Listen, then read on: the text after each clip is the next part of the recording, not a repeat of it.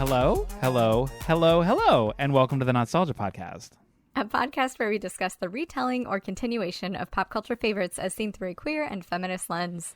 My name is Eric Lefebvre. And my name is Jessica Tercero. And this week, we watched Suicide Squad and the Suicide Squad. Basically, the second one was just a mulligan. They're like, man, we fucked that up. Yeah, we're gonna do a retake from the top. Redo all of the origin stories. Redo all of the character development. Doesn't matter. There was no character development in the first one, but it was really just we're pretending that first one doesn't exist. Oh, and they make it very clear that that's what's happening too. Yeah, it is absolutely another origin story to replace the other one. Yeah. I do want to point out to the listeners, we are on the pulse of culture. This movie just came out. We are literally on it. So, praise us and tell everybody about it because we're so good at what we do. We are so good. Yes, so Suicide Squad. So this first Suicide Squad, I realized I do this all the time apparently now. I thought I'd seen it. I was like, oh yeah, for sure I've seen it, and it sucked. No, I didn't. I saw the trailer for it. Oh my God, really? My brain's been doing that so frequently where I'm like, yeah, I saw that movie. And then I watch it and I'm like, that is not the movie I thought it was. And I go and watch the trailer. I'm like, oh, that's what I saw. A 3-minute version of the film. I think I saw the entire 2-hour film. So my brain is real fun. Oh my God. We were literally talking about this and you're like, oh, I've seen it before. It's really bad. And I was like, okay. So Eric and I watched different, because apparently there's different versions. There's of the 2016 one where there's the theatrical release, and then there's a not rated version. So Eric watched the not rated one because he'd already seen it. But yes, he hadn't seen it. But I guess I hadn't. But even then, truly, I don't know what was not rated. I think it was just some more extended nonsense, possibly. I should have looked up what the differences are. Did you look up what the differences are? I'm looking it up right now. Because I honestly have no idea what would have been in there that was ooh, too bad, apart from all of the times they talk about abusing women and hating women. Oh my God! Yeah, it's a lovely film. Apparently, there is supposedly a Snyder Cut-esque version of this movie that the director is like, "Oh yeah, this isn't the one that I intended." It's shut up. It probably has way more Jared Leto because this one had no Jared Leto, which I was very surprised. That was probably because I was expecting him to be literally everywhere based on how much the advertising of this movie revolved around him. Yeah. Which made it even grosser because he was in it for 5, maybe 10 minutes. Probably, yeah, right? And very little time. And then to hear all of the ways that Jared Leto was abusing his fellow actors and coworkers during the filming of this to be quote unquote in character, I was like, really? This is how much you're in it, and this is all of the abuse you put everybody through for that. Yeah. Not to even say that if he was a bigger role, it would have justified, because whatever. But it's so funny to think that he's in it for so little time. It is not his movie at all, even though that's how they marketed it. For him to then have so much pompeity and be so proud, and what a joke that man is. No pun intended. What a joke. God, I hate Jared Leto. Leto, who cares? Not at all. But that was probably the only thing that I was delighted about with the first one was just how little we see him. How little. And oh my God, I don't want to get too much into it before we actually start talking about that first movie, but do you want to just dive in, since I feel like we're already on the on the topic? Yeah, let's do it.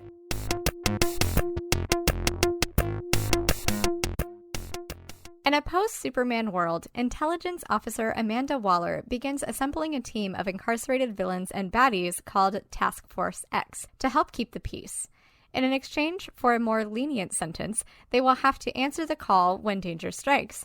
After several years of character introduction and backstory, Enchantress, who is Dr. June's parasitic host, takes hold of her and summons her brother Incubus in an attempt to destroy the city and humankind itself.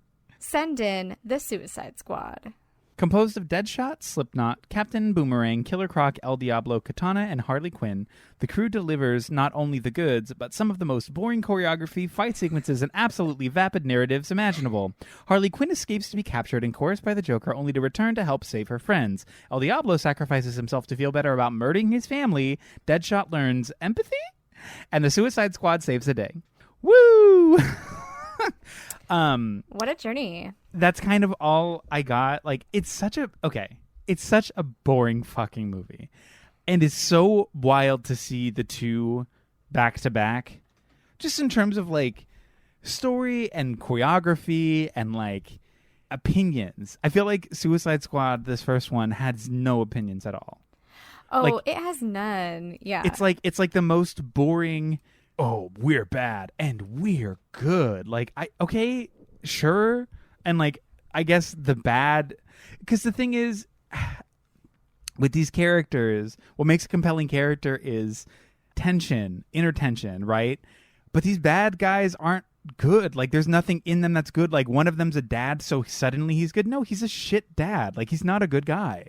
And then El Diablo, it's like, oh, but he like loved his family. No, he didn't. He was an abusive partner who then murdered them, but like he wanted to fuck his wife, so he's good. Like, I don't like, where is the opposite of bad here to like balance them out? Because by the end of it, there's a level of like, oh wow, he really learned his lesson. Learned what lesson? He's a bad guy and he's doing some stupid thing now. Like, it's just I don't like even know. They had a chance. Like, let's talk about his character. Yeah. Real quick, because I feel like he's also going to be a very good segue into most of my notes on this movie are the treatment of women. My God, this movie is terrible for that. And just like women as an idea in this space.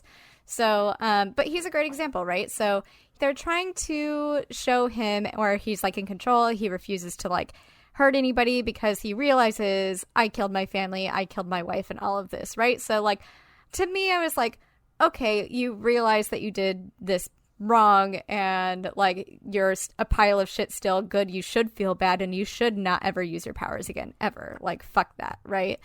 So they like had set up this narrative for him, and he's supposed to be kind of the moral person in this whole group because he doesn't want to do this, right?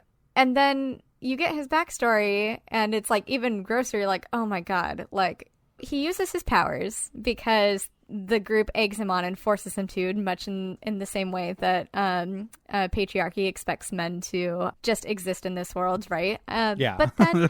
But then we get his backstory after. I think it's like after that. I can't remember, but like where you watch him kill his family because his wife says no.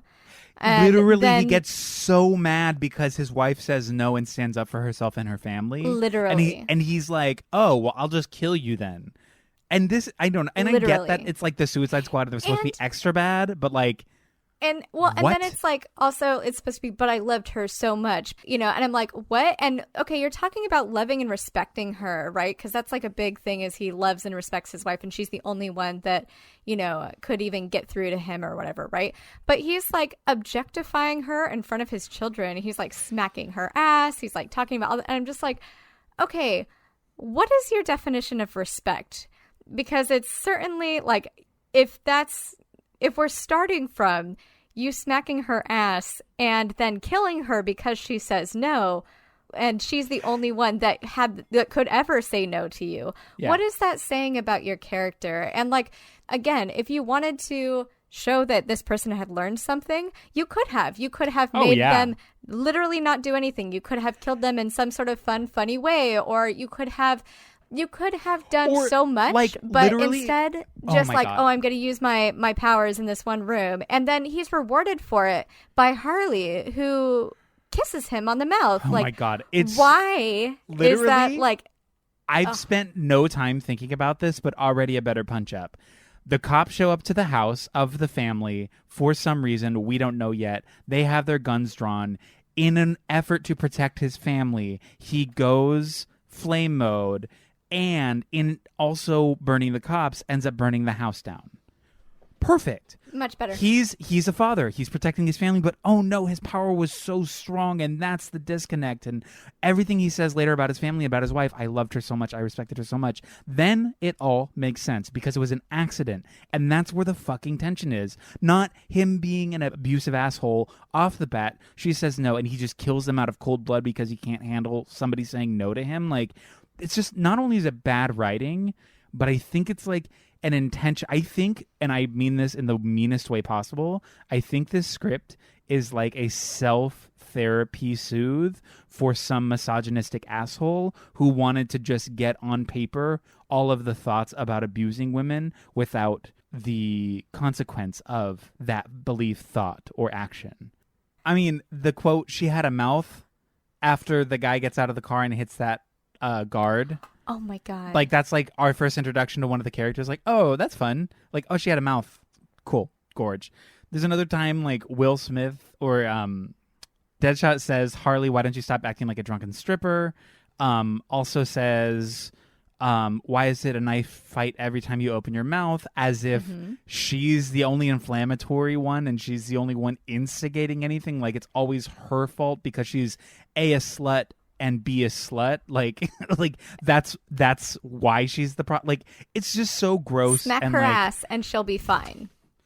Literally. This movie is the fucking Spencer's Gifts of cinema. It's so reductive, and yeah. So those are some of the quotes that I had to. You go. I'm excited to hear what you have to say, because this movie's a problem.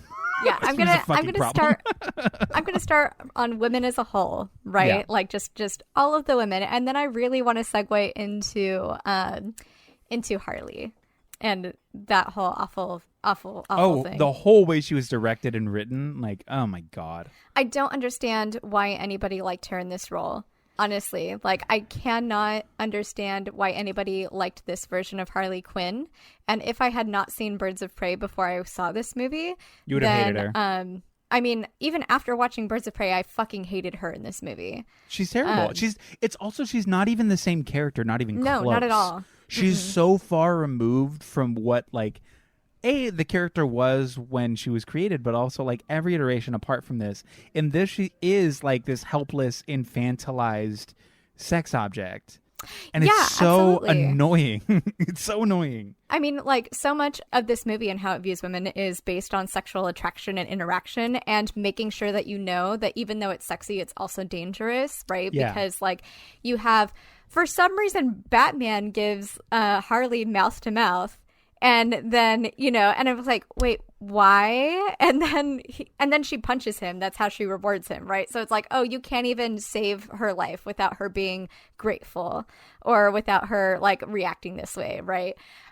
There's also the moment in the club with Joker where Harley is literally, like, she's like a go-go dancer or whatever at this club for Joker, and she's being lusted after by literally fucking everybody in this club.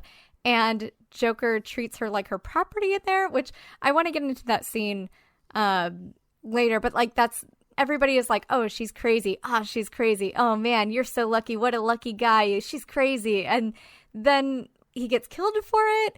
It's a whole thing. It's like supposed to illustrate in a very, very boring way the chaos of these people's lives, which I understand exemplifying chaos to some degree through this miscommunication and, like, misguiding shit that you're doing in the scene. It's such a poorly written scene, though, because it doesn't really exemplify that. It's confusing. It doesn't make sense. Jared Leto's a terrible actor in this scene with that dumbass hand tattoo, who's just like, I'm a Joker. You're like, oh my God. And he's like, are you getting off on everybody wanting your girl, or are you pissed about it? And, like, sure, he's unstable, but you're not, like, that is not being portrayed in the way that you think it is in this moment.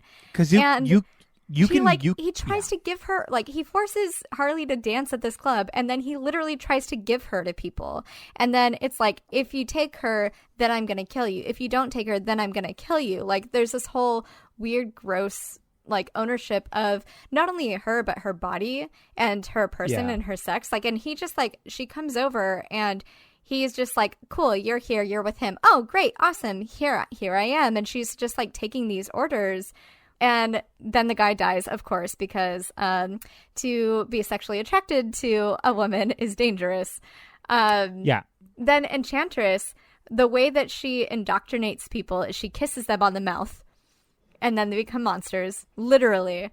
Like, and coupled with that, I hate this notion that like the ultimate way to kill her is to kill her heart in this way that sort of perpetuates this idea that women are inherently like more emotional and more unstable and more unintellectual. I feel like is the subtext of all of that, because it's like, oh well, if you have her heart, she's yours. I'm like, it's so boring.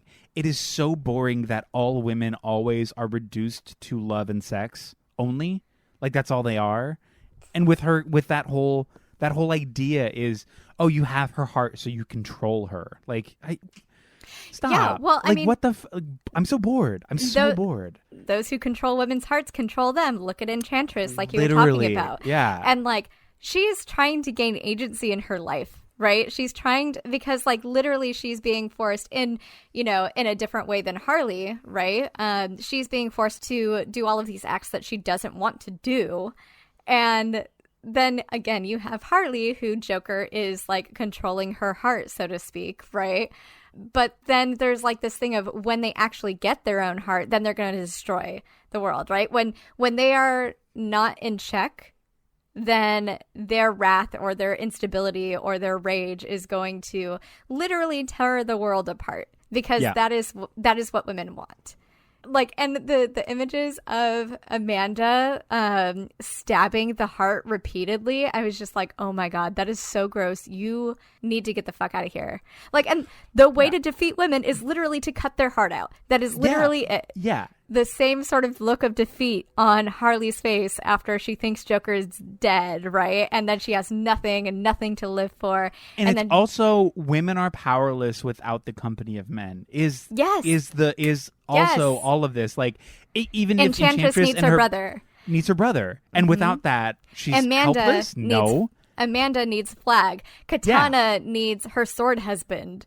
You know what I mean? Like, literally, women Harley can't needs do Joker. anything. None of the women in this movie have any agency, and none of them can exist without a man present. Yes, and they also like they're all used and they're all abused. Like even Flame Boy's wife, right? Going back to her, like literally every single one of them has no agency in their story. They are only doing what these men in their lives are telling them to do. Maybe the only person that like has more agency, because they're kind of running the show, is Amanda, but she still needs men and needs like this squad to protect her. But yeah, like women should be feared. Even like the daughter, even Deadshot's daughter, right? He's afraid of her rejection. Yeah.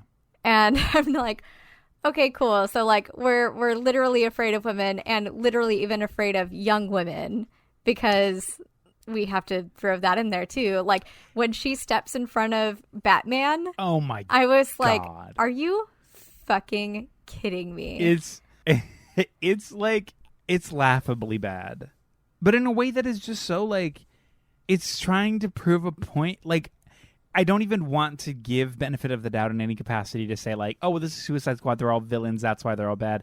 I mean, no, because even still, to make a compelling narrative, you need to have some goodness, and you didn't exemplify that in any of your characters.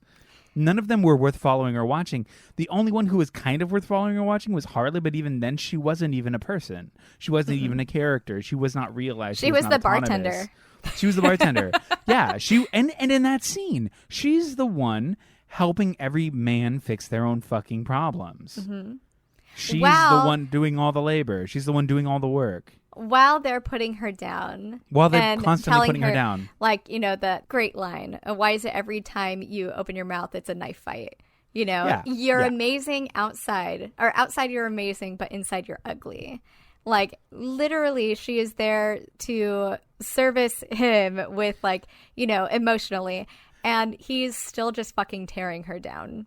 Yeah. For what? And that to me is why this movie just really feels like this misogynistic therapy session for whoever wrote this. Like, every woman in it, you need to make sure that you tear, like, because I'm assuming here, you know what? Fuck it. I'm looking it up. I'm going to call by name, call out. So I found out who it is. God, I bet you he's a Blue Lives Matter asshole too. He almost exclusively does cop and war films, which makes sense. Absolutely. What a fucking bad writer. My God.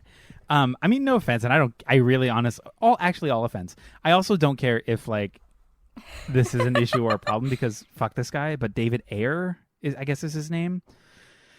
It seems like he really just wrote a script that like because he's like this cis white guy, straight, assumedly. That's an assumption, so I don't know, but I mean, come on. Every man in this movie is through his lens because he can identify with them. And so it does seem like he's acting out all of these sort of revenge, misogynistic, violent performance pieces with all of these male characters and through all these different lenses.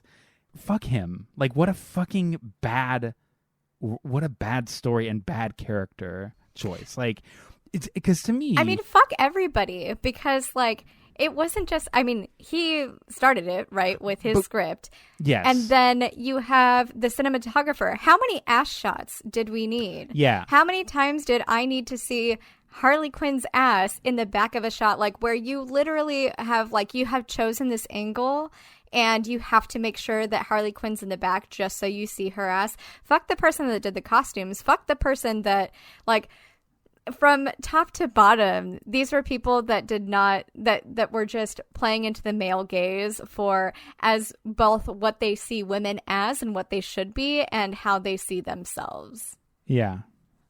It's so bad, Jez. Jez, it's so bad. It makes me so mad. Like, because I watched it and I took notes and like, sure, and it was like bad and I was like fine with it, but the more we talk about it and like literally saying some of these words out loud, I'm like, what? Why did you do that? Why'd you do this? Like, are you not embarrassed of this thing? Like, are you not embarrassed of this? Embarrassed? Are you not embarrassed of this script, of the words that you wrote for these characters? Like, man, the most unnuanced, problematic figures. And what's even worse is I think that whoever wrote this, or whatever the fuck his name is, he wrote Harley Quinn specifically to be, in my mind, watching her character and what she does and everything, she was supposed to be empowered, right? Like, he's like, oh, this is what an empowered woman looks like, and this is how she is and how she should act, you know? And also she needs to know her place, right? So kind of that's why, like, all of those lines kept, like, kind of putting her down, but she's like, whatever, I can take it. But, and then we see her be broken down. Anyways, the song intro, when we see her, talks about, like, don't tell me what to do. And, like, it's this whole thing. It's supposed to be rebellious. And the only thing she does is what she's told in this movie. She's there to serve men and to serve Joker. How the fuck did she get a phone also? I mean, apart from some of the obvious plot holes and just bad story in general, just looking from a character standpoint, for sure. Like, so, like, we have her saying, like, that song intro that's like, don't tell me what to do. And literally the first thing that we see her do is just try to seduce cops. And it's... Which makes sense for this writer because he's, like, all cop movies, military guy, like, big pro-America dude. So, like... Yeah, she's, like, licking the bars and flirting and saying, I sleep where I want and with who I want. And then she's, like... we see her, like, a flashback of her getting in the, which didn't need to be there at all, but her getting admitted, and she's fucking topless, surrounded by cops, crying. Did you see that? Yeah, it sucks. It sucks and it's sad. Like, and then even, like, her prison outfit is, like, really, like, over the top, and then we have to, like, really, we have to watch her get dressed, like, we just need to see Margot Robbie in, like, her underwear for, like, a good smooth, like, 10 seconds, right? Like, we need this. And then she's just gonna be like, oh my god, what are you looking at? Because women should want to be looked at, you know? Yeah. It's a privilege to be objectified. It is a privilege. Her whole apparently. ass is out this entire movie, and she is sucking on a lollipop and trying to kiss everybody and trying to licks her fucking bat on her gun or whatever because, like, that's so hot. Oh my God. Like, I have so many problems with her because she also didn't even have, like, any lines, basically. Any lines that she had were, like... All of her lines, for the most part, were responding to men telling her to do things. Like, go do this. Stop doing that. You need to do this. Stop this. You're a slut. Wow, you have a mouth. Stop this. Do this. Or making sure that we know that she's crazy, right? The, like, oh, the voices in my head. Ha, ha, ha, ha. It's okay. I'm off my meds. Okay. Yeah. Okay. Cool. I guess. And then one of the things that bothered me the most, and I think it bothered me the most because, again, I saw Birds of Prey, the origin story. Her, quote unquote, falling in love with Joker. And this one was so romanticized. And, like, even though, like, it absolutely felt gross, it was very over the top and very like, oh, she wanted this. This is what she wants. In Birds of Prey, that's not, when she finally gets to tell her own story, that's not at all what that was, right? This was not consensual. It just, like, happened, and she was a victim, 100%. Yeah. But in this one, she fell for him because he, like, tricked and manipulated her, but, like, was also, like, quote unquote normative romantic, right? And the whole version of the scene where, like, the Joker's trying to get away from her, but she's chasing him now, and he's like, oh God, I can't be bothered to even be around you. Get away from me. And she's like, no. It's like trying to make it seem like she's the abuser in the situation and paint her as the bad guy and Joker as the victim. I don't understand. I mean, I do understand this guy sucks, the guy who wrote this, but, like, what the it's just so... And, like, they try to frame it as, like, as too, like, Joker was asking her, like, they got bad guy married, right? When she was like, he is like, do you want to be with me forever? And blah, blah, blah. And she's like, I do. And, like, pushes her into the goop. And then he goes down in there and then they fuck. But Joker, before that, he electrocuted her. And she said, yes, I can take this. Like, it's okay. I can take it. And then he let her drown and Batman saved her. And then, like, he literally asks her, would you die for me? Oh, wait, no. That's easy. Like, you know, like, would you live for me? Like, your existence is mine, right? And then that whole thing was just framed as her choice. And it really wasn't. Like, it still really, really, really, really bothers me.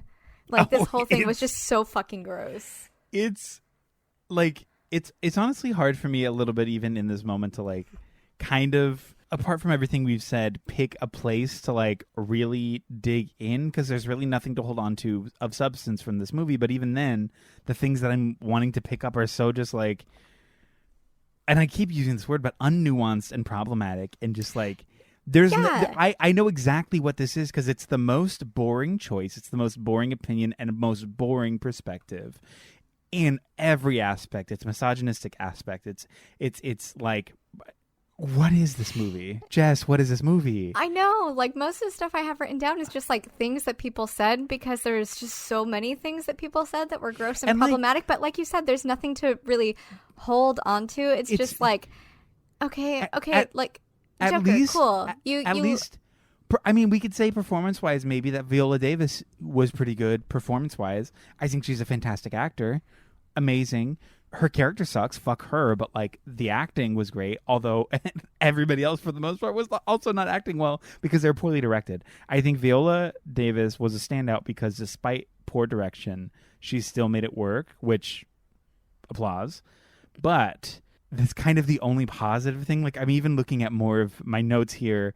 One of the lines was when they're getting ready to go into the city, I think it's Flag is saying something along the lines of what they're going to be doing. And I forget who it is, but they say, for those of us who don't speak good guy. Hold on. That is so simple and so boring. And, like, did you start writing literally 2 minutes ago?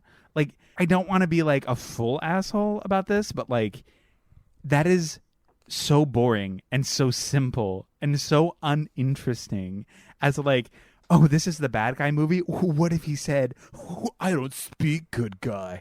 Like, oh, wouldn't that be so sick? Like, it's not sick. It's simple. It's first thought. It's first note. It's literally first draft. It's half draft. It's not even the first draft.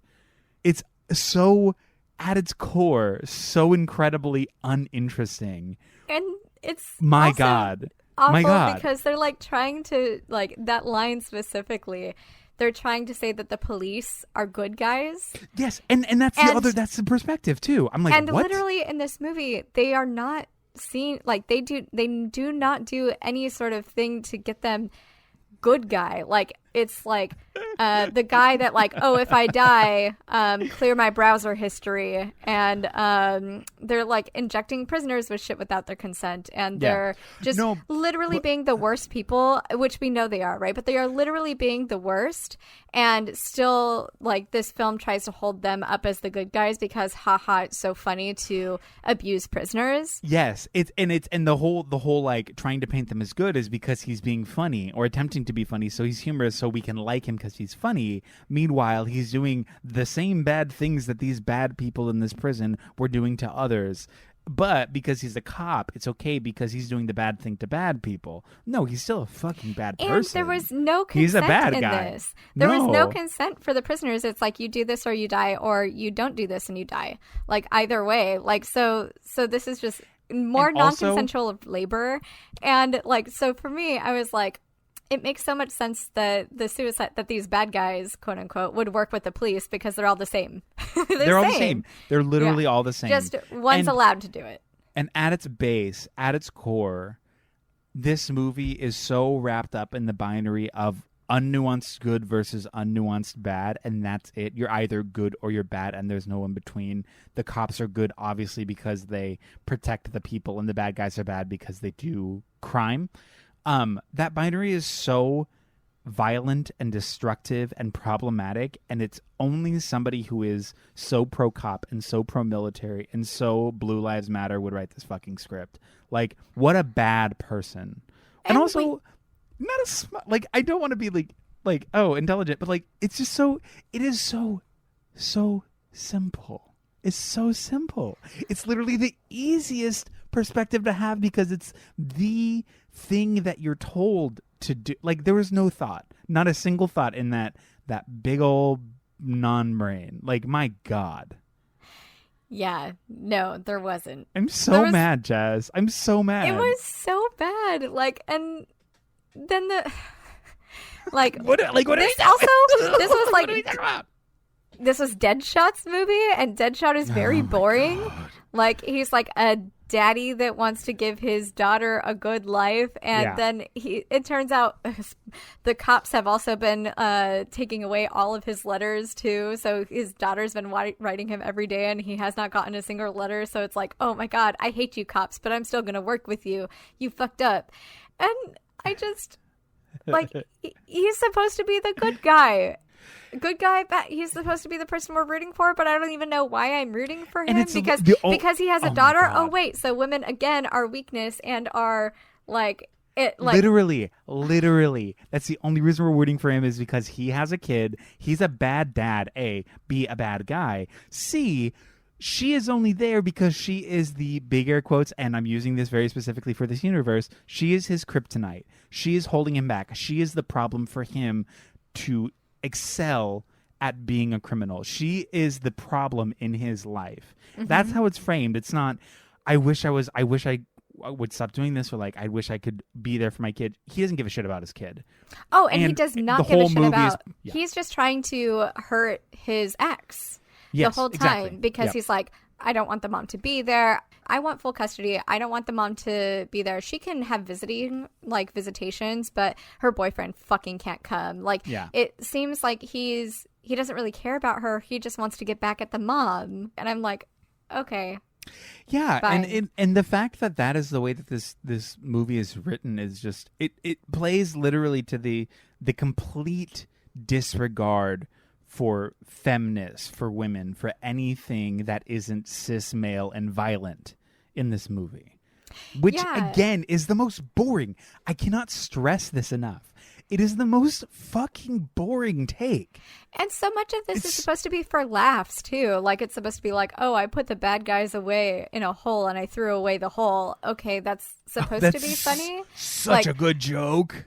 Like, it's all supposed to be funny, and it just doesn't laugh. This felt more like a cop war movie than a comic book movie. This did And not feel That's like literally all this guy does, too. there were way too many characters. Oh, my God. Half of the movie was, like, the first 40 minutes was Viola Davis being like, and this character, boom, 15-minute backstory. Also, and what about this? And I'm like, David Harbour's there. I'm like, oh, my God. Like, give me more of that. I just stop. What was the Enchantress trying to build?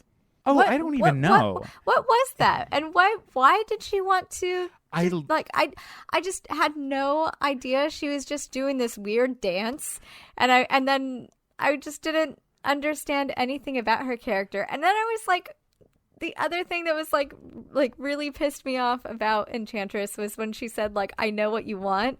And it's I mean, aside from like this like the Enchantress is a woman of color that inhabited the body of a white woman and was demonized for that and wanting to cause destruction in this whole thing. And like, regardless, like it was just really bad. It was bad, and it was gross, and it was really, really bad and gross, and like played into like that cultural mysticism thing that like is really awful. Oh yeah. But when she says, I know what you want, Deadshot, his deepest desire is not to have his daughter. It's to have Batman dead. Harley, her deepest desire is to live a normal life and be a stay-at-home mommy with Joker. And then she is fucked up after she gets that vision because she said, oh my God, he married me. I want that. Like, fucking... Her dream as written by this man is to be a housewife. Cool. And so fucking sick. I love that. Obsessed with that. Sign that check and bank it. Boom. I can't, Jess. I can't. It's so bad. It's so toxic. It is unbelievably unwatchable. Unbelievably unwatchable. The next one literally took this same framework, the same concept, the same idea of, you know, how they're going to assemble a Suicide Squad, what their kind of assignments are going to be, the whole like military aspect to this, like all of these points, all of these characters, all of these plot devices, all of these like story beats. Even like the main person in the next one is Bloodsport, who is also an assassin that is very good at killing people and shooting people, right? Like who's also story arc leans heavily on a father-daughter situation. Yes. Yeah. So like literally took all of these elements that were here, and then they were like, let's do this better. And they did. It literally is a mulligan, and it is so when we talk about being thoughtful, this is kind of why I wanted to do both of these movies. Like, because I was, nobody would tell you if it was like a remake or a continuation or whatever. They're like, oh, whatever. They're like playing into like, maybe, I don't know, go see it. And it really is a remake of a movie that never should have happened. Yeah, and it's also a remake of a movie that came out 4 years ago. Or 5 years ago or whatever, which is so fucking fun and funny. And it's not an international remake either. It is just, fuck that movie, we're going to do it again. And with a lot of the same actors too. Yes. So when we talk about when you write a script or when you do something, you make choices. Yeah. This is a textbook example of here is what somebody could do in this first one, and here is how it could be done in a more thoughtful and interesting way. Yeah, truly. Oh my God. I'm excited to talk about this next one. Fuck this movie. Not in a good way. No, I literally can't believe this movie exists.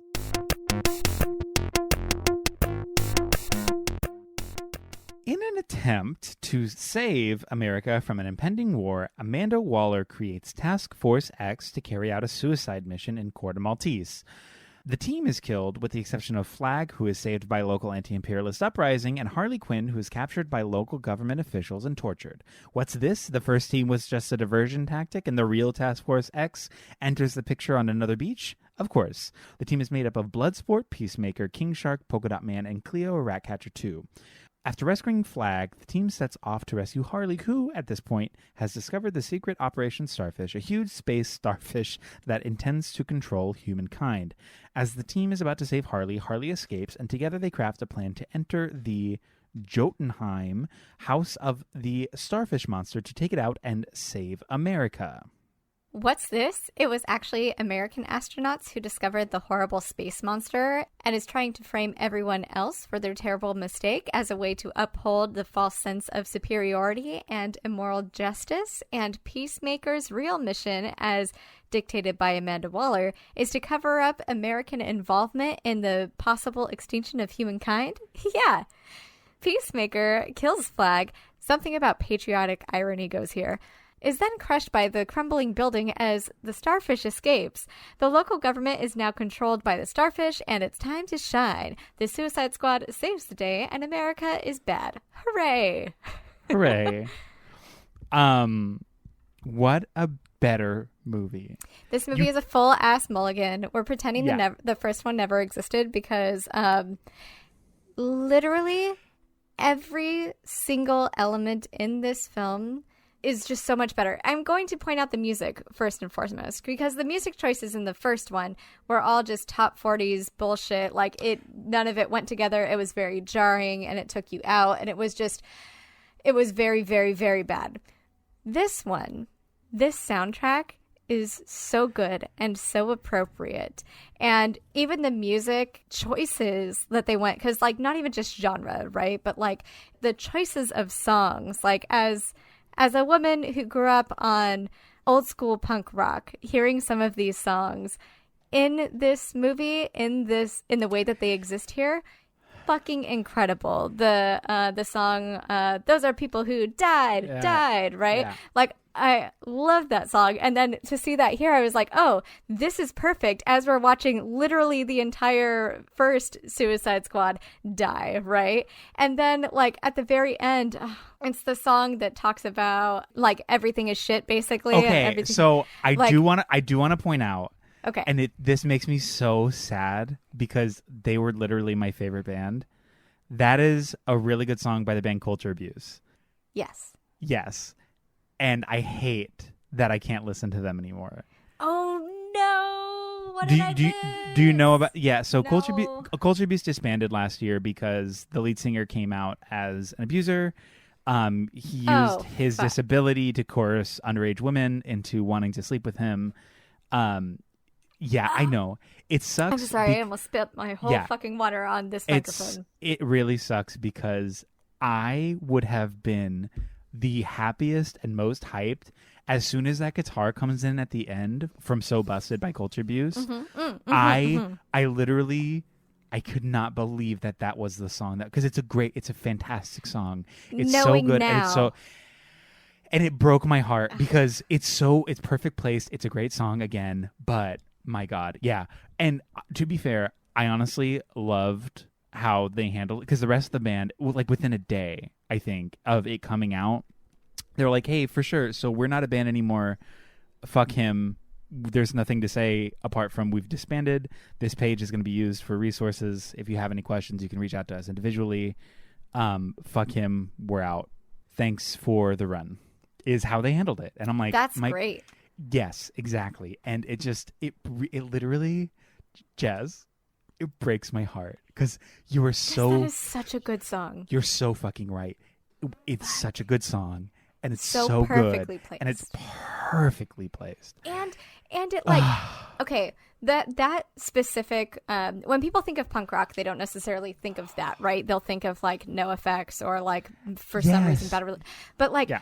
Really, punk rock, and, like, I'm gonna get on my fucking soapbox here. To me, it's that attitude, not the, like, fuck everything, I want to fuck you and fuck and fuck and fuck and fuck. That's not what it is, and that's what it truly was never supposed to be, right? And so the fact that the people that did this soundtrack know that, and know the deep cuts, and know what is good, like, punk rock for this, really, because it, like, just, like, the true essence of punk, like, is just so well embodied in this movie. And, like, so just, like, literally the perfect music choices for this movie and for what this is. And like, you don't really take anything seriously because you can't, because there's nothing that you can do, you know, whatever. Like, you know. It's I wish I could spend an hour talking about how much I used to like that band. Like, I'm not kidding when I say that they were my favorite band. They're but yes. This introduction to the Suicide Squad, I really do love. It's such a good, like, you get Pete Davidson, which I was just like, what? And then it's kind of like, it's like two of the characters from, or three of the characters from the original show up, and you're like, oh yeah, they're redoing it. And literally before the credits roll, they're all dying. They all die, with the exception of Flag and Harley, and that's it. And then it's like pan across. They're like, okay, that team's dead. Cool, go to team number 2, and you're like, what? And also, the intros were really quick and concise, but like were so much more meaningful and impactful. I knew who the character was. I knew what they did. I knew what this character was about. Within like 30 seconds, I got all of that information. Whereas the other one took like 10 minutes? 10 and I years, knew nothing. 10 years and 37 minutes of them saying how much they hate women to exemplify badness. Whereas in this, no words. Like, what is that first character's name? I forget. Like, with the long white hair. Yeah, old man. So when he kills the bird in the cell with the ball. Yes. Perfect. Show us why he's bad. Gorgeous little bird. He couldn't give less of a shit. Dead. That is literally all you have to do. Like, it's so And then smart the bird comes and back thoughtful. and is like, I got you. Literally, he dies and the bird's Incredible. eating his fucking neck. You're like, this is fun and funny and interesting and a great way to exemplify badness, but also it's silly and fun, like these movies and stories kind of should be. Like, that's hilarious. The comeuppance without literally any words in this character who really doesn't exist in the story. That doesn't matter. Yeah. It doesn't matter. Which is our introduction. Our introduction to this world is, hey, nothing really matters here. This person you just met doesn't matter. Who cares? Here's this, right? Yeah. Like, and I love that it plays in that because, like, then it allows itself to be more cartoony and more fun, which is really what, does. I mean, it's a comic book film. It should be, right? You know, sure, it could be, but like Suicide Squad in general does need to be very silly, right? Which the first one was not at all. But this one, like, the violence was even more like cartoony and more silly. And it was like actually really funny. Like, there's the John Cena, perfect in this movie. Yes. Fucking perfect. When they're like being debriefed on Project Starfish, he just says, "Starfish is a butthole. Any connection?" It's like it's so, because he's like the dumb American villain, right? Like peacekeeper or peacemaker. He is like, I'm gonna keep the peace. Like, he's big dumb jock, and he plays big dumb jock so well. You know? Yes. And then there's like where somebody's like, your name is stupid. Your bad guy name is stupid because like it's just letters. And he's, well, your name is just letters too. Everybody's name is just letters. And it's like, okay, cool. And then like there's the recognition of the side characters and the acknowledgement of like, yeah, you didn't notice the driver was with us the whole time. Like he was here. I kind of had a crush on him. And I was like, yeah, we're talking about like these side characters that don't matter in this way that is just really thoughtful and really fun and really funny. Yes. And I love that. In a way that, like, similarly, I feel like James Gunn is very good at doing, which was incredibly exemplary in the smash hit Guardians of the Galaxy, right? It's very similar in tone in the way that it is portraying the silliness of the characters. It's well written, fun, interesting, compelling characters, but it has a lot of heart, and that's the intent here. Is these characters, even if they're bad or silly, they all have a lot of heart. And like, I think Peacemaker generally means well. I think he's been coerced by a corrupt government and is bad because he doesn't question where he is and is kind of just not smart, which is which, I mean, leads him down bad paths. That's his whole deal. But like, these characters were just better. And like, even Bloodsport, the dynamic between him and his daughter, I'm so much more interested in that, because he is very much like, I literally don't give a shit. Like, he's not pretending to be a good dad. He is like, I don't care. But then at the same time, she's like, "Hey, I stole this thing." He's like, "You got caught, and that's the problem." Like, well, and then he's as also much as, like, I'm sorry, you stole a TV watch. That was like that, so you could have funny. stole anything, and you stole a TV watch. I am embarrassed. I am embarrassed. The line when he's like, "You got caught for a fucking TV watch," and she yells back, "It does other stuff too." So funny. It's just so fun. And like that to me, because like he obviously cares, but he's pretending not to care because he's too cool to care. You have this tension. You have subtext. The other movie had zero subtext. There's nothing there. These characters are realized, and it's directed well and performed well, and you off the bat. So I love that. Yeah, and you're so right that like this movie has a lot of heart, and all of the characters also like have heart, even though they're bad guys, and it doesn't feel gross and it doesn't feel forced like the other one did. And I love that like this movie had a lot to say about police, or like, you know, about the military, about American imperialization, yeah, and all of that. And I also love that like we're having these big conversations about all of that, right? Again, very, very punk rock to be like, yeah, but whatever, what can I do? Anyways, but like we're also having this this talk about perception on both a personal level and on like a global scale, right? So like America is bad because we are the ones that are conducting these like awful, inhumane experiments in these countries that we destabilize and that we literally just could not give a shit about. But it's not on our soil, so it's fine. Talking about the perception of that and how we try to control that perception, or the world perception of us.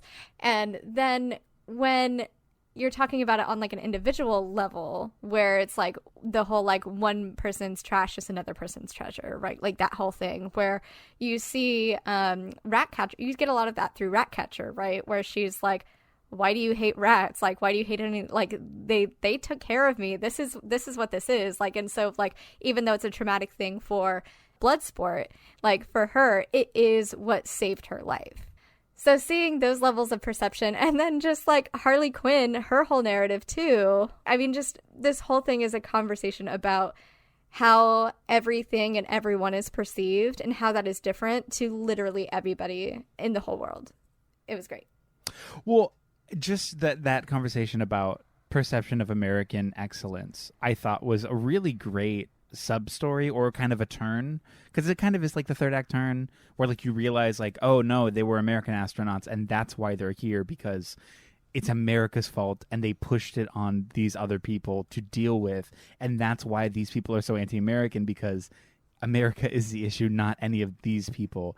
And when the group is like, oh, fuck Amanda and fuck America and fuck this whole thing, the only person who's like, actually my job is to keep the peace is Peacemaker. Yeah, like, exactly. I'm actually still pro-American because it's actually my job. And the whole deal is we did that on purpose. She probably had a good reason, because America first, and I'm probably going to kill you if you try to break the story, which is literally such a fun, not fun, obviously, but like it is in the context of the story. It's a great way to have that kind of conversation, that critique about soldiers, or, you know, just anybody that just follows orders blindly and is like, oh, well, they have a reason. There is a reason here. And it's like, no. Open your eyes. You are literally going to kill a young girl right now because somebody said that they need you to. What is the reason behind this? I don't know, but there is one. No, there's not. Like, so showing that and showing how destructive that can be. And I like, and I'm assuming this was intentional, and I wrote it in the intro, but the fact that Peacemaker.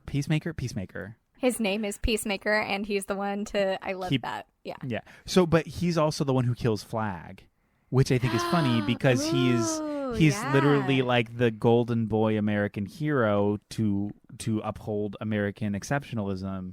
And he's literally killing a character named Flag because Flag was going to reveal that America was actually not so great. So he killed... I don't know. I thought that was interesting. Oh, no, I like that. That's absolutely a commentary. Absolutely, right? 100%. Right. And the way it's done, too. Because also, even in that moment, somebody else, arguably a whole group of people, it's Ratcatcher, who's watching this death happen. and she has the hard drive, and it's her and her like rats, and they're like witnessing this murder of Peacemaker killing the Flag, and you're like, that's interesting. But it's that whole narrative was fantastic. And then let's talk about Harley Quinn as a character and how she's presented in this one and how she carries herself in this one, how she's written, how she's performed. Literal years ahead and far and above, so much better than the last one, because in this one it's so clear how much agency she has. She's not a one note. She is like, I take this moment specifically where she's like in love with this president, and they're like having this big romantic thing, and she's talking, and she's like, there is like a personification or this exemplified character trait of her being like, yeah, whatever, like I'm in love. It's kind of haphazard, it's kind of wacky, zany, whatever. But in that moment, she just point blank kills him at the end of it all. And she's like, yeah, this was fun, but you're still bad. Like, you're still a monster. You still hurt your people. You're still a problem. I absolutely, I wrote down everything she said in that moment. Because they're having this, like, this very, like you said, very zany, very cute. Like, I'm like, oh, I love this soundtrack by the for her. Fratellis, yeah. Fucking love this for her, right? They're like, we love how much you hate America. Marry me. And she's like, yeah, okay, let's fuck all over this mansion and destroy all of these things. Cool. Like, even, like, love that, right? And the second that he talks about, he says something and then it's going to hurt children, right? And she immediately stops, not questioning herself, not doing anything. Like you said, fucking looks at him, says, I promised myself if I got a boyfriend and I saw any red flags, and killing kids is a big one, that I was done. Like, she's like, I'm done. Takes out the gun, fucking boom. And she's like, you were pretty and had a nice dick, but I'm done. And like acknowledging that this was fun for her and that this is like, and that she enjoyed this, but also like she's not going to just let that happen. Literally, that monologue had more character nuance and depth than any, like, I can't even, because it's not just I'm being presented as a dumb sex object. She's like, no, I like sex and it's fun and I had a great time, but also you're a monster and I have ethics and I have self-respect, I have standards, and I'm upholding those standards because not only do I have agency, but I'm my own person. And who are you? A bad person. Gorgeous. Did we have a good time? Yes. Do I stand by what I said? Yes. And that's it. That's the end of the story. And it's not a conversation. I'm telling you where I stand as an individual person. So bye. Goodbye. I'm done. And it's not framed as, oh, she's crazy. Oh, she doesn't know what she's doing. She is in full control in that moment. And she knows, and in every moment, she's in full control. She knows what's happening. And she doesn't have to be saved by anybody. She saves herself with a dress as a weapon, with 2 machine guns, combat boots, and flowers. And it is the cutest thing. And then when she like gets so, like when she sees everybody like coming in to save her, she's like, oh, you were going to save me? I could go back in. You could do it. It's fine. It's fine. Don't worry. And that is so lovely and sweet and wonderful. And everything that is good about this character is her heart. Literally, she is so compassionate and so sweet and so, like, lovely, but she doesn't take shit. And that's it. That's the whole deal. And she's also just, like, has no filter. And I love that the very first thing that we hear her say is something about poop. Yeah, she's like, oh, right sorry, I'm like, I had to take a number 2. Boop. Like, she just walks into the plane and they're like, okay. And I love that because I think, like, by her, like, talking about something gross like that right off the bat, they are setting the tone for every man that is watching this, that watched the first Suicide Squad, because they did not watch Birds of Prey. But watching and saying, like, hey, this is a different Harley Quinn. She's not here for you in the way that you think she's going to be. Literally. I want the metaphor that you just brought up of using the dress as a weapon, using beauty as a weapon, using fashion, like using feminist to some degree, or perceived feminist based on like our expectation of what femme is, as a literal weapon against misogynistic trash. Iconic. So incredible. Fucking cool. But again, talking about perception, right? And how she perceives herself and the world around her is just really, even though it's like anybody else would probably think it's like ugly and gross or whatever. To her, it is the most beautiful and lovely existence that she could have. And what's incredible is that as a story, we as the audience are shown that beauty.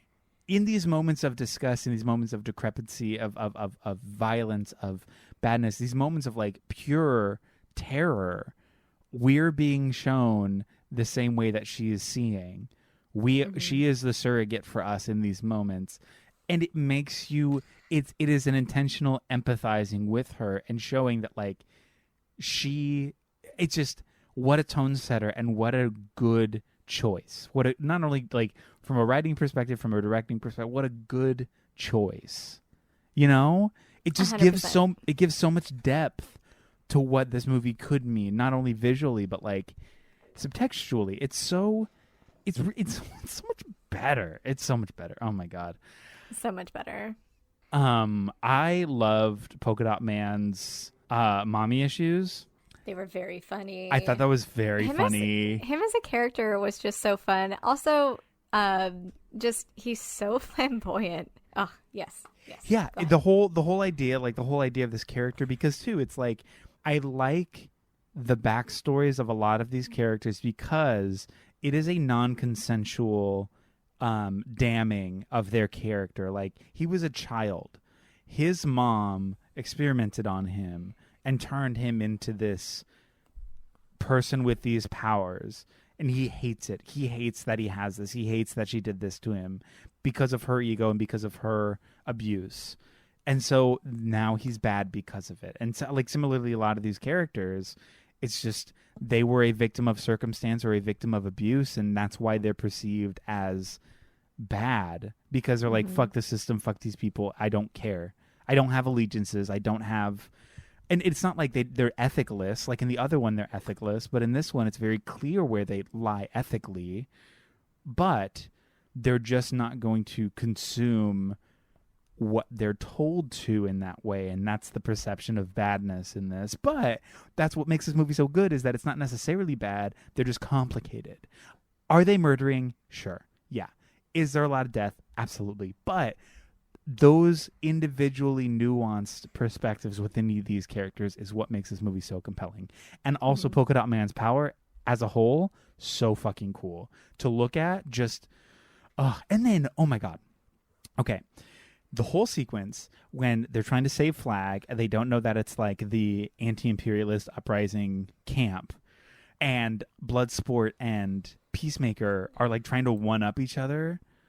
Oh my God. Yeah. So silly and fun. And I know it's like in the name of like killing innocent people, but in a movie that is so based in gratuitous violence and death, him shooting the leg of the fan into the bathtub, hilarious. That guy full dick out. Oh my God. Eating a snack. We saw a dick in this movie, and yes, we did not see tits or a vag. Can you believe me. that? Yes. I cannot. And a movie with Harley Quinn, turning the table. Incredible. And not even just that, John Cena in briefs. Oh my God. Let me tell you, I'm screaming. So before I saw this movie, several of my gay friends online had posted screenshots of the still of him waking up in the woods in his tidy whities, and I could not believe it. The fact that this movie, on two separate occasions, when they pan to or cut to John Cena, they do not cut to his face, they cut to his crotch and then tilt up or pedestal up. They start on the full visible dick line and then they move to his face as an intentional way to comment on the objectification of people in the way that people in every fucking thing in this sort of heteronormative perspective, women are sex objects, women are always the objectified person, love the subversion of this. Like, so intentionally, like, no, he's hot, we're looking at how hot he is, look at this. Like, in the same way, because it's so gratuitous and it's so intentional. Like, in the last one, when she's like flipping in her, Harley Quinn is like flipping in her cage and she like bends down and it's like so clear and so like, oh my God, like, she's too much. Always presenting her ass in that movie. Always. And yeah. this one, it does feel like a very clear, oh, we're just going to do that, but for dicks. Like, that's all we're going to be doing. Incredible. And I am obsessed. Because this movie isn't necessarily queer by any means, but the fact that that was the choice to like, oh, well, let's just objectify the men in this one. Why not? I mean, as lovely. a response to the other one, right? Like, it as feels literally, like literally every...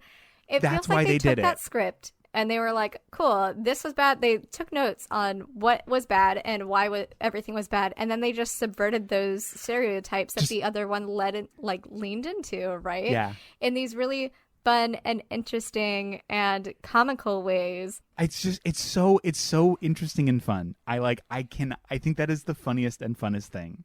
I mean, also it's just like John Cena is exceptionally hot. Idris Elba, exceptionally hot. I don't know who that guy is who died, but also hot. Like, on board. I'm into it.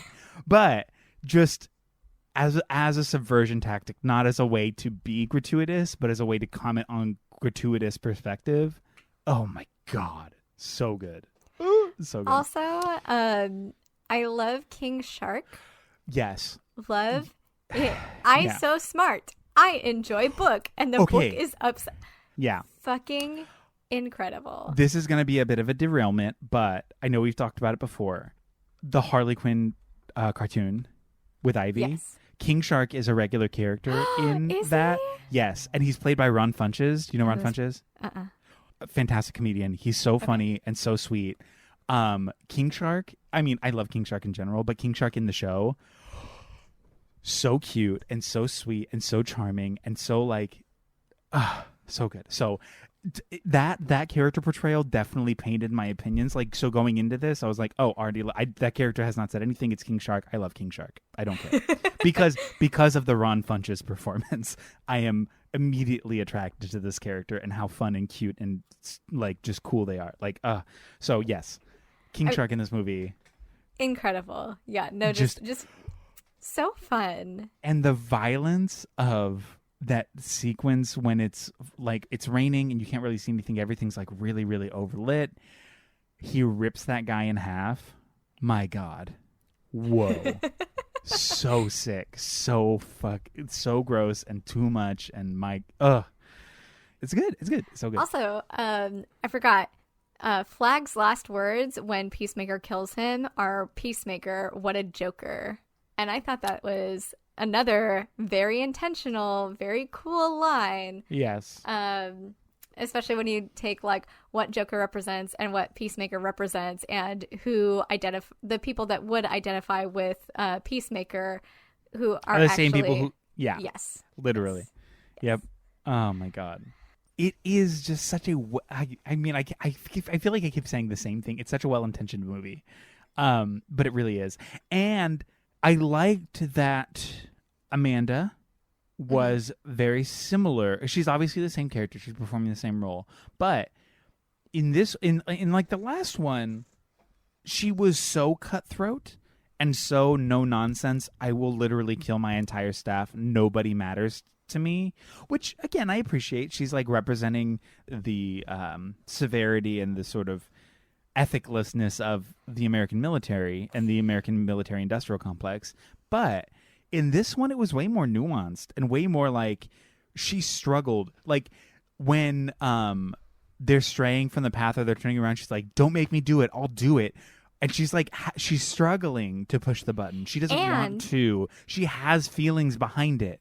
She feels things and she has to push through that to make these decisions. She's a much more defined character. She's more realized. She has feelings and she is not just emotionless black woman.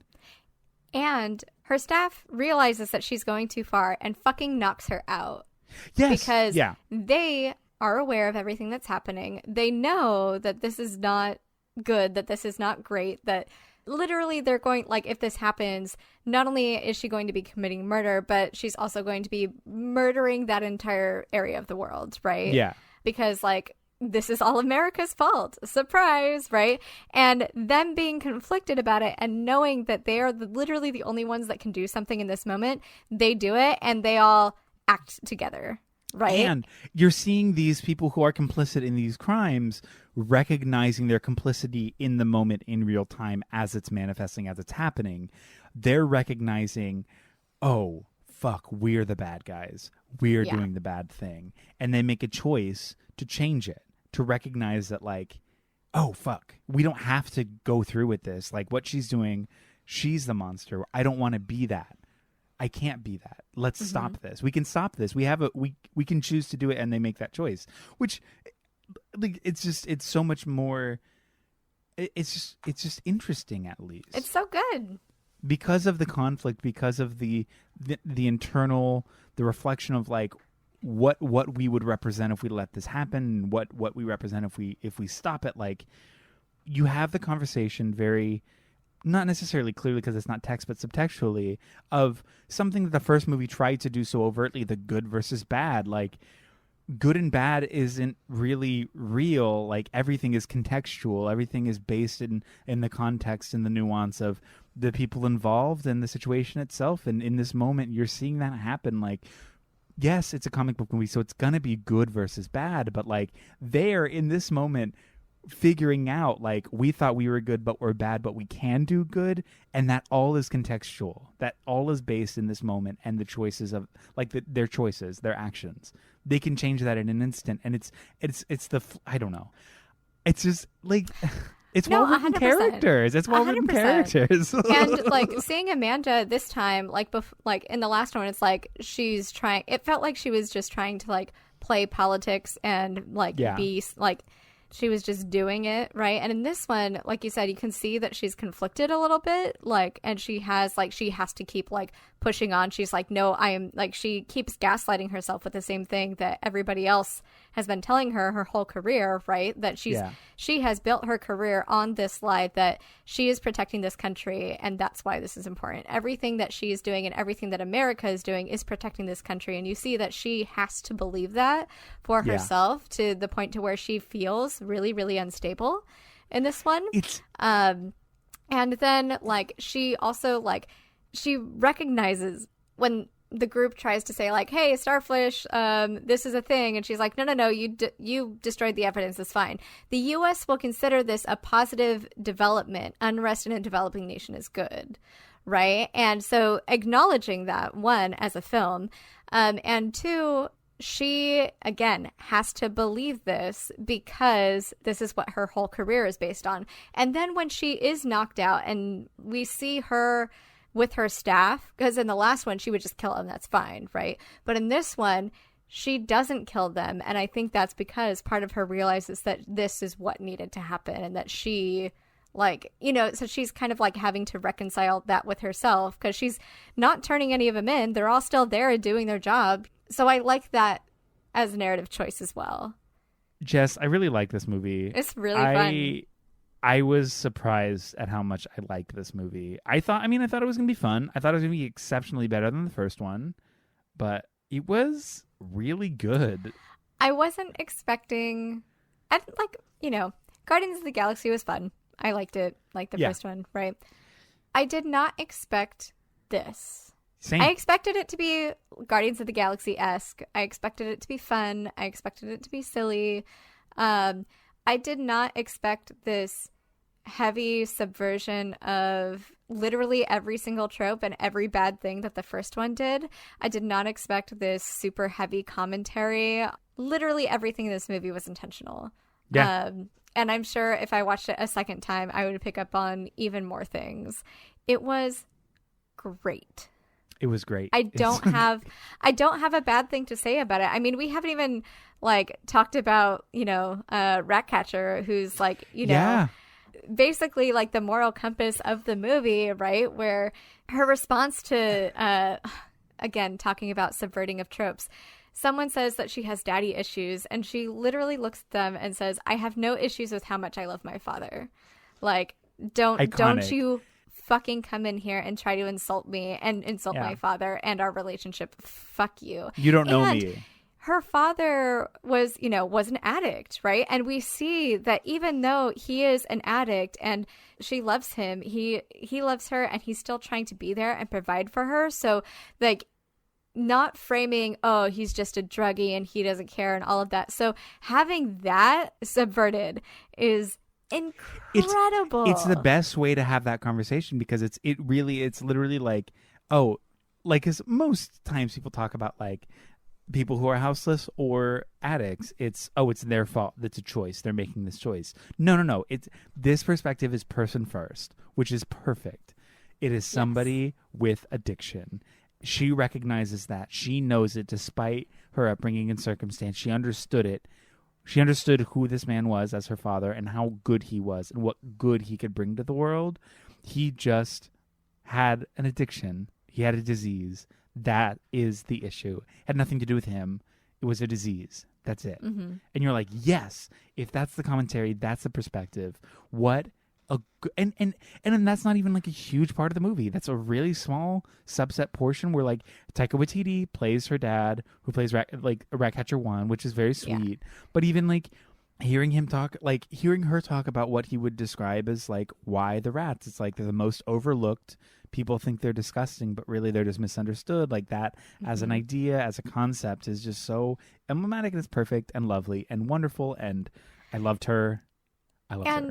And like, yeah, like they're the lowliest creatures. And if they have purpose, then we can all have purpose, right? Yeah. That's another line she says. And you're like, fuck, okay. And it's so funny because she's portrayed as this like sleepy millennial girl, right? Which I love that she is the wisest fucking person out of all of them, right? Yeah. And also her response to, because Bloodsport finally says like, oh, this is why I hate rats. And it turns out like he was tortured by his daddy with, you know, with rats, of course. And she's like, as imperfect, and she recognizes her dad was imperfect, right? She says, as imperfect as my father was, he loved me. I wish I could give that to you. That is the best fucking response to anything. Like, I cannot, but like, she just wants to give him that fatherly love that he is obviously in need of. And genuinely, when she says that she wishes that she could give that or provide that to him, like, I can't. It's so caring, so and genuine. It's so considerate. It's so human. It's so like lovely and real. Like, it's just. And even we see the same sort of thing with like King Shark tries to eat her when she's sleeping. Bloodsport saves her, and there's that whole back and forth. And the first thing she does is like, he's like, oh, I don't have any friends. And she's like, well, I'm your friend, right? Like, do you want to be my friend? Like, he literally just tried to kill her. And she's like, oh, he's not trying to kill me because of anything. It's just something that's going on with him, and probably a deeper issue. It probably has nothing to do with me, and I get that. I am not the focus. I get that this action has nothing to do with me as a person. I'm just here. So let's talk. What is going on with you? Because this isn't it. There's something else. Oh, you're lonely. Okay, I think you're kind of cool. Let's be friends. She gets it. She fucking gets it. And it's so sick to see. She was so good. Her character was so good. Yeah. Everything about this movie was good. I have nothing bad. I have literally right? nothing bad. And as far as remakes go, where you're trying to redo the same story, is there any movie that does a better job than this one that we've covered?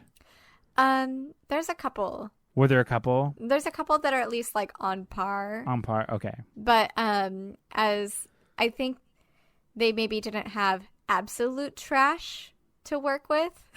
Yeah, whereas this one, I arguably 4 did years shine. Later, did arguably shine harder because of how bad the first one was. That's true. This is absolutely one of the best remakes that we've watched. Yeah. Oh my God, go see it. If you haven't seen it and you're listening to this podcast, it is such it's such a treat. It's so worth the watch. It's silly. It's fun. It has heart. It's sweet. It's emotional. It's intentional. It's really fucking bloody and really gory and really grotesque and very violent. So if that's not your thing, hey, maybe not, because it's real rough. Like, oh my God, even John Cena, Peacemaker, walking by that guy sleeping and just like chopping him as he walks with his axe. God. I was like, oh my God, that's really intense, but still fun and funny. So, take it as you will.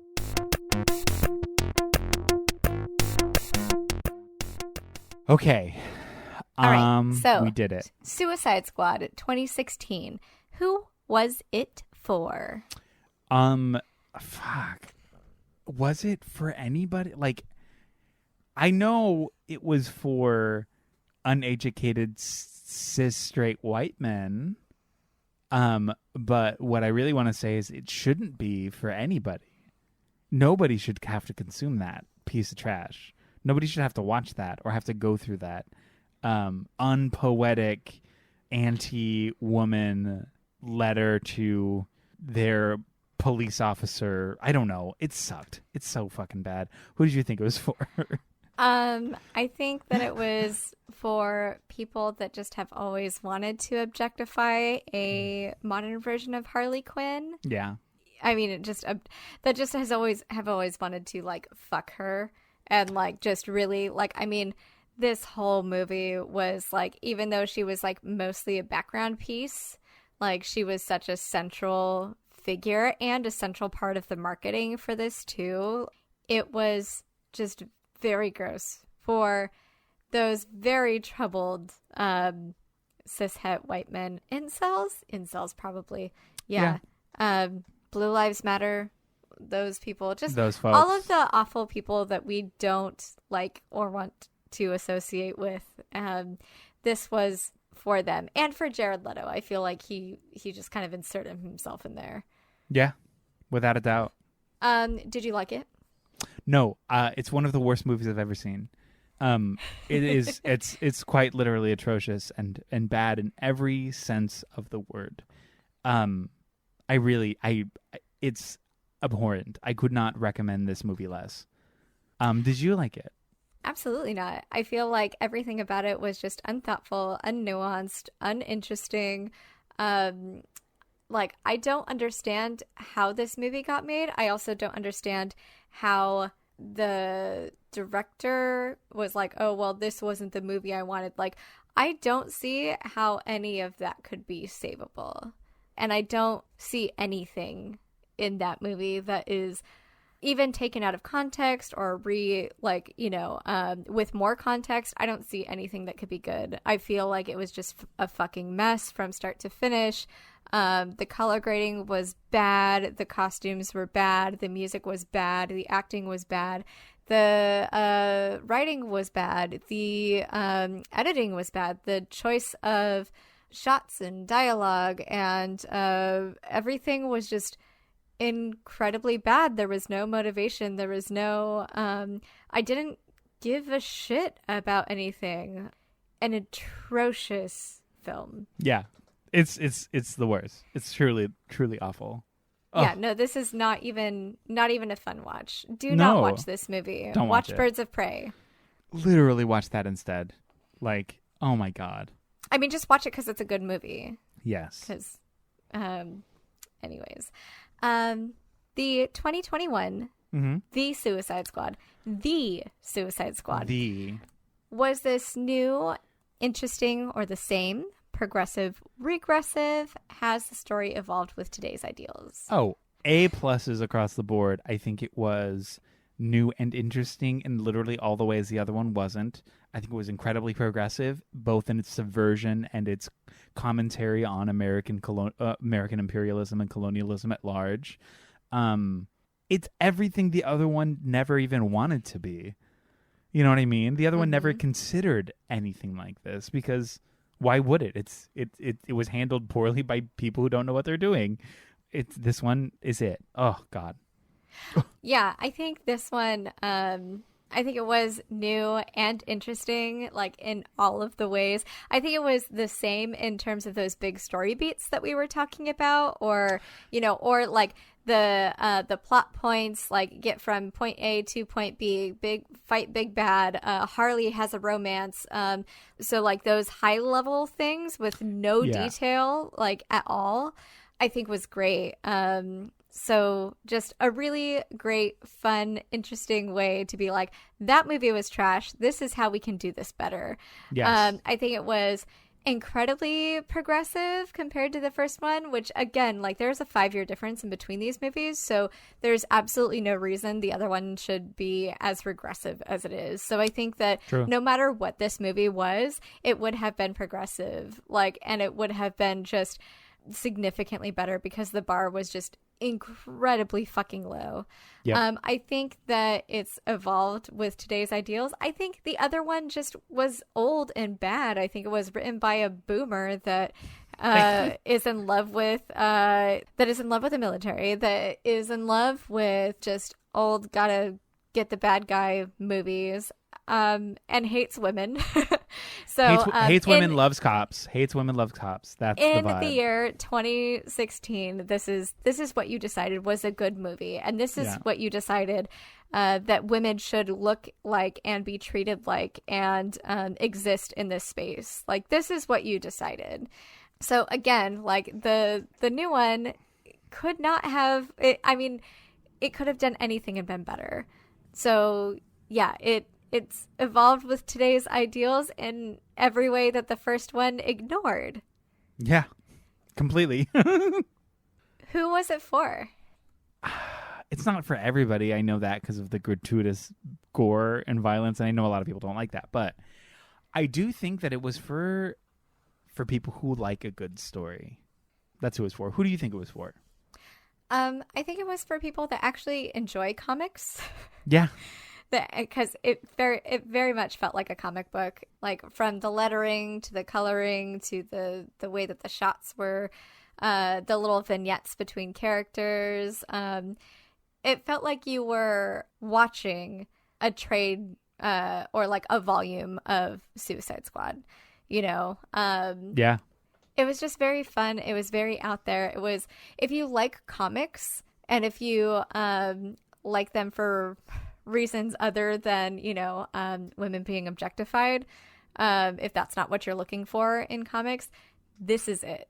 This is a great comic book movie. So that's who I think this was for. Gorge. Did you like it? I loved it. It's really good.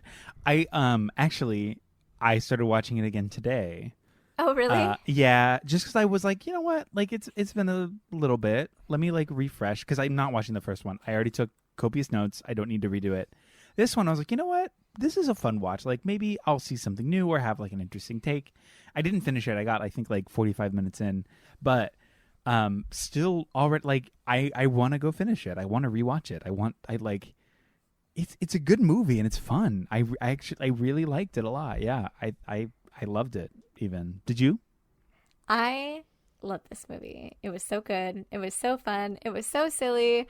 It had something to say, something interesting to say. Just overall, could not be happier with this movie. Go watch it. It's so fun. Go watch it. It's so worth the watch. And not that I'm like super anti Pete Davidson or anything, but I will say, the fact that he was in the beginning and I didn't really know about the twist, the fact that like he's the first one to be like, hey, he sold out the other team and then he dies immediately. I was like, oh, that's fun. I don't know. Either way, that's my own bias or whatever. But yes, go see it. Cool. Well, thank you so much for listening. Thank you for hanging out with us, everybody, and for talking about or hear us rage against the first Suicide Squad machine. Woo! Thank you so much. Don't forget to rate and review us. And artwork is by Eric Lefebvre, editing by Danny Barkley. And thank you again for listening. And thank you, Eric. Thank you, Jess. And remember, stay cute. And stay critical. Bye. Bye. See you later.